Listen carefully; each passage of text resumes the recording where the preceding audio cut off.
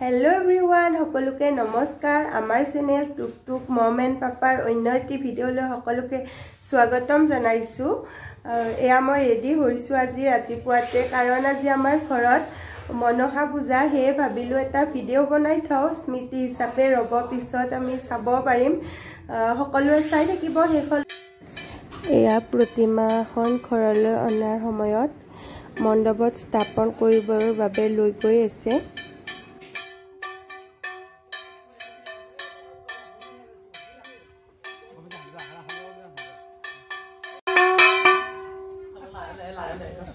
এয়া মণ্ডপত সকলোৱে মিলি প্ৰতিমাখন নিলে আৰু ব্ৰাহ্মণে এতিয়া মণ্ডপত প্ৰতিষ্ঠা কৰিব। এয়া মা প্ৰসাদৰ যোগাৰ কৰি আছে সকলোবোৰ।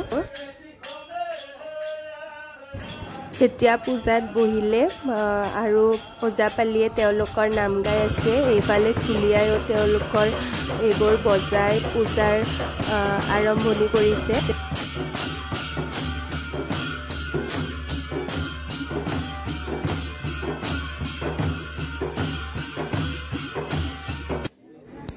আমি ইয়া পানী তুলিব যাবৰ কাৰণে ৰেডি হৈ আছো।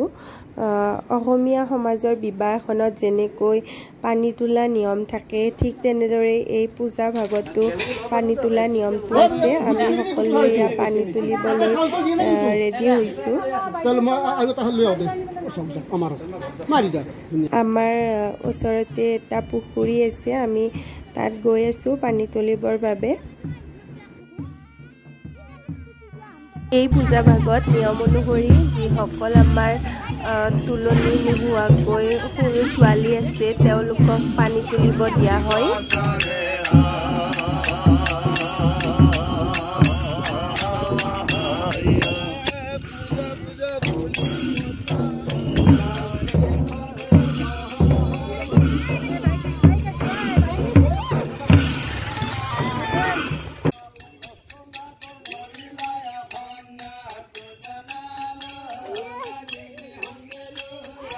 এইভাগ পূজা আমাৰ ককাহঁতৰ দিনৰ পৰাই চলি আহিছে। আমাৰ ককাহঁতেও কৰিছিল, সেইকাৰণে আমাৰ দেউতাহঁতেও কৰিছে। যিহেতু নিয়ম অনুসৰি পৰম্পৰা অনুসৰি সকলোৱে কৰি আহিছে সেইকাৰণে দেউতাহঁতেও কৰে।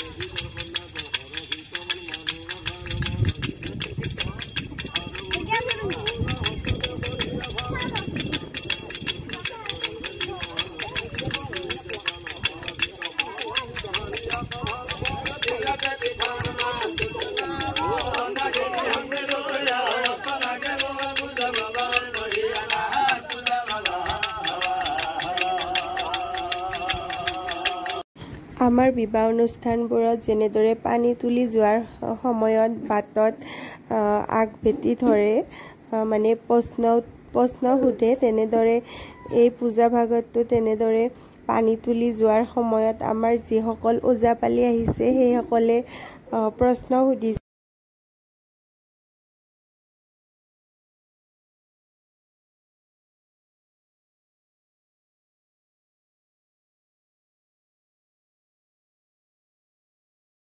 আমাৰ পূজাৰ সকলো যা যোগাৰ হৈছে, এতিয়া পূজাত বহিব।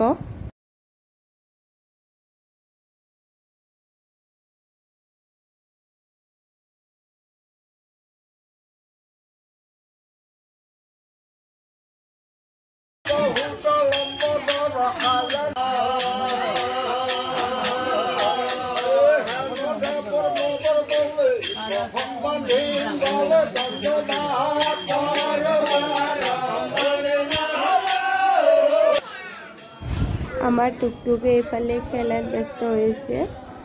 এয়া সি অকলে অকলে খেলি আছে।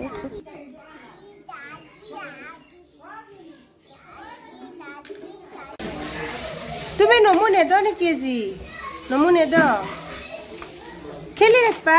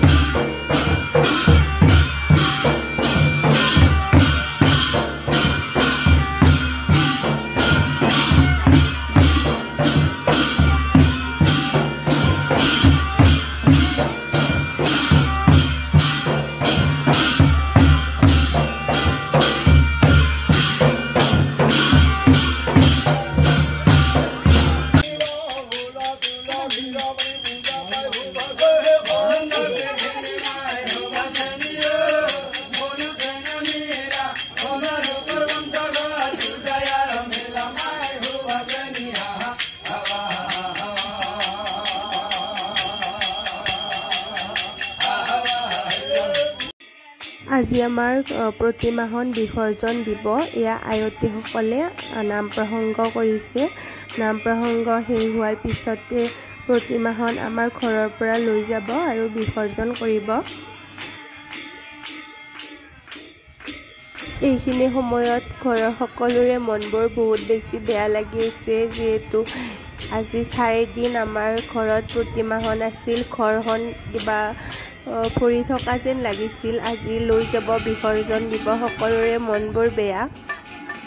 ভিডিঅ'টোৰ শেষত পূজাৰ দিনাৰ কেইখনমান ফটো লগাই দিছোঁ। কেনেকুৱা লাগিছে জনাব ভিডিঅ'টো চাই, আৰু মোৰ চেনেলটো ছাবস্ক্ৰাইব কৰি দিব সকলোৱে। তেন্তে আজিৰ ভিডিঅ'টো ইমানে। বাই, লগ পাম অন্য এটা ভিডিঅ'ত।